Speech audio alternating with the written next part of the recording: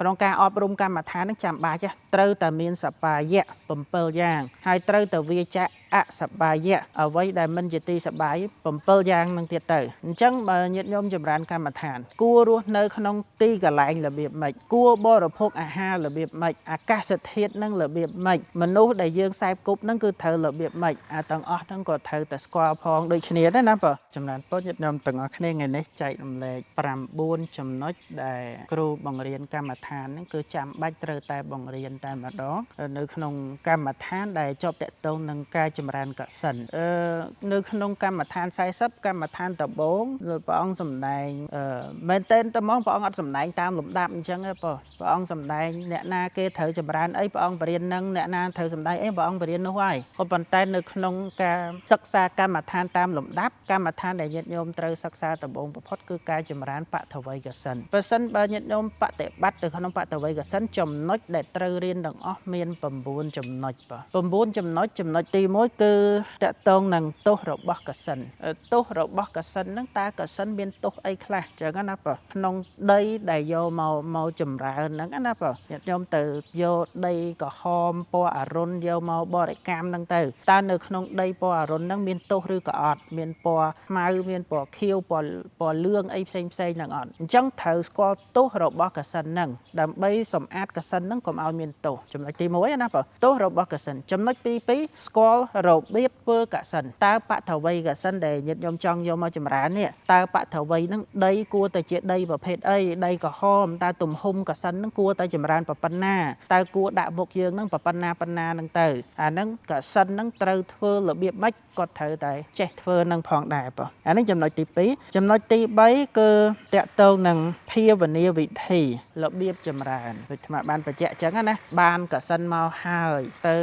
ក្នុងទីស្ងាត់មួយកន្លែងទៅដាក់កសិនចំពោះមុខទៅតើយើងអង្គុយកៅអីហ្នឹងតើកៅអីកម្ពស់ណាដែលសមល្មមក្នុងការអង្គុយចម្រើនកសិនតើកសិនដាក់មុខយើងហ្នឹងចម្ងាយប៉ុណ្ណាហើយសម្លឹងហ្នឹងត្រូវដាក់ចិត្តរបៀបម៉េចអីរបៀបម៉េចវិធីចម្រើនហ្នឹងគឺត្រូវតែជាក់ច្បាស់ហ្នឹងតែម្ដងគ្រូហ្នឹងគឺត្រូវតែប្រាប់តែម្ដងចំណុចមួយទៀតតកតងនឹងនិមិត្តពេលដែលចម្រើនហ្នឹងនិមិត្តរបៀបម៉េចកើតខ្លះសម្លឹងដបងគេឲ្យឈ្មោះថានិមិត្តអីពេលដែលសម្លឹងមើលហើយមើលទៀត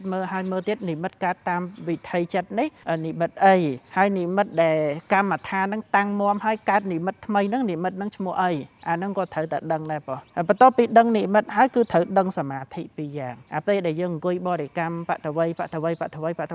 សម្លឹងហើយបតវ័យរហូតហ្នឹងនិមិត្តហ្នឹងហៅនិមិត្តអីហើយអាពេលដែលចិត្តយើងជាប់នៅក្នុងកម្មដ្ឋានហើយនិមិត្តមកប្រកបហើយនិមិត្ត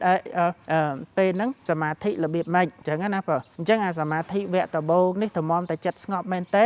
វាសមាធិមួយបែបហើយសមាធិដល់បានឈានហ្នឹងសមាធិមួយបែបទៀតតែសមាធិហ្នឹងវាមានកម្រិតខុសគ្នារបៀបម៉េចក៏ត្រូវតែចេះផងដែរមួយទៀតស្គាល់អ្វីដែលជាទីសប្បាយនិងអ្វីដែលមិនជាទីសប្បាយក្នុងការអប់រំកម្មដ្ឋានហ្នឹងចាំបាច់ត្រូវតែមានសបាយៈ7យ៉ាងហើយត្រូវតែវាចាក់អសបាយៈអ្វីដែលមិនជាទីសប្បាយ7យ៉ាងនឹងទៀតទៅអញ្ចឹងបើញាតិញោមចម្រើនកម្មដ្ឋានគួររស់នៅក្នុងទីកន្លែងរបៀបម៉េចគួរបរិភោគអាហាររបៀបម៉េចអាកាសធាតុនឹងរបៀបម៉េចមនុស្សដែលយើងខ្សែគប់នឹងគឺត្រូវរបៀបម៉េចអាទាំងអស់ហ្នឹងក៏ត្រូវតែស្គាល់ផងដូចគ្នាដែរណាដឹងសបាយ7ហើយត្រូវចេះអបណាកោសលនឹងទៅទៀតអបណាកោសលនេះមានន័យថាត្រូវចេះវិធីរក្សាចិត្តដើម្បីធ្វើឈាននឹងឲ្យកើតតើដើម្បីធ្វើឈានឲ្យកើតនឹងត្រូវមានបច្ចេកទេសប្រមាណ10ចំណុចនឹងមានអីគេខ្លះដើម្បីជាបច្ចេកទេសធ្វើឈាននឹងឲ្យកើតណាបន្ទាប់ពីចេះអបណាកោសលហើយលោកសម្ដែងអំពី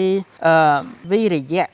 ដំកល់នៅសេចក្តីព្យាយាមនឹងឲ្យថេរកុំខ្លាំងពេកកុំថយពេកសេចក្តីព្យាយាមនឹងគឺត្រូវតែថេរស្មើទៅក្នុងកម្មដ្ឋានវិធីរក្សាសេចក្តីព្យាយាមឲ្យថេរស្មើនឹងទៅត្រូវធ្វើរបៀបម៉េចមានសភាពរបៀបម៉េចហើយចុងក្រោយហ្នឹងពេលដែលឈានកើតតើឈានកើតនឹងឈានកើតរបៀបម៉េចយើងធ្វើម៉េចបានដឹងថាពេលហ្នឹងយើងបានសម្រេចឈានហើយមិនទាន់បានសម្រេចឈានទេអាហ្នឹងគឺជាចំណុចទាំង9យ៉ាងដែលញាតិញោមត្រូវតែចេះសម្រាប់ការសិក្សានៅបថវ័យកសិន នៅក្នុងកម្មដ្ឋានដតីទៀតសួរថាត្រូវចេះតឹង9នឹងអត់ត្រូវចេះដូចគ្នាប៉ុគ្រាន់តែកម្មដ្ឋានខ្លះមិនតាក់ទងនឹងកសិនទេវាដកចំណុចខ្លះចេញទៅតែចំណុចតឹង9នឹងស្ទើរតែទាំងអស់គឺត្រូវតែចេះគ្រប់កម្មដ្ឋានទាំងអស់តែម្ដងហើយកម្មដ្ឋានខ្លះមានរបៀបវិរៈចម្រើនពឹសស្ដារជាងនឹងបន្ថែមទៅទៀតអញ្ចឹងទៅមើលលំអិតនៅក្នុងកម្មដ្ឋាននោះថាត្រូវបន្ថែមចំណុចអីគេខ្លះក្នុងការសិក្សានៅក្នុងកម្មដ្ឋាននឹងទៀតណាបងហើយនៅក្នុងទីនេះគ្រាន់តែយើងឲ្យដឹងថាបើយើងជាអ្នកចម្រើនបឋវីកសិណហ្នឹងគឺត្រូវ